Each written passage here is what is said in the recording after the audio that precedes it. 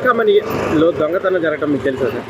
తెలిసిందండి, మనకు తెలుసు కూడా. అది మన జగన్మోహన్ రెడ్డి గారు మీడియా ముందు మాట్లాడేప్పుడు చిన్న దొంగతనం 9 డాలర్లు 70,000 ఏదని చెప్తాం. 9 డాలర్లు 70,000 రూపాయలు వస్తానంటే అదే దేవుడికి ఉండిలో కనీసం ₹1 దొంగతనం జరిగినా సరే దొంగతనం కింద వస్తుంది. 100 రూపాయలు జరిగిన 100 రూపాయలు దొంగతనం కింద వస్తుంది. ₹1,00,000 జరిగిన ₹1,00,000 దొంగతనం. అంటే ఆయన లక్షలు దొంగతనం చేసినాడు, అది లెక్కలు రాదు ఆయనకి. ఈ మామూలుగా ఈ చిన్న దొంగతనం చేసిన వాళ్ళకి ఆయనకి ఒక చిన్న దీంతో సమానం వాసన చెప్పాలని.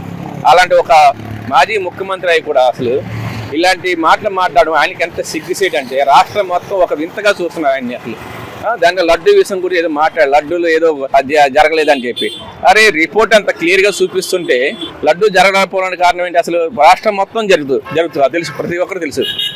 రాష్ట్రంగా దేశ వ్యాప్తి కూడా ఉలిక్కిపడింది తిరుపతి లడ్డు గురించి. అలాంటిది కూడా ఒక చిన్న ఏదో జరిగింది అంటాడు తప్ప తప్పు అయిపోయింది మాది అని సరే ఇంకోసారి ఇలా జరగకుండా చూసుకున్నా కూడా అంటలేదు.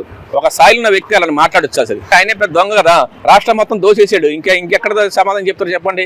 ఒక దొంగకు సపోర్ట్ చేస్తున్నాడు తప్ప ఆ దొంగతనం జరిగింది తప్పని చెప్పి ఒప్పుకోవట్లేదు కదా, ఒప్పుకోవట్లేదు ఆయన అసలు. ఎందుకంటే ఒక దొంగ సపోర్ట్ చేయడం తప్ప మామూలు వ్యక్తి అయితే ఎవరు సపోర్ట్ చేయరండి. అసలు ఆయన చిన్న రూపాయినా సరే దేవుడి హుండీలో వెంకటేశ్వర స్వామి దేవుడి హుండీలో రూపాయినా సరే ₹10 అయినా సరే 50,000 అయినా సరే 1,00,000 అయినా ఏదైనా సరే దొంగతనం అండి.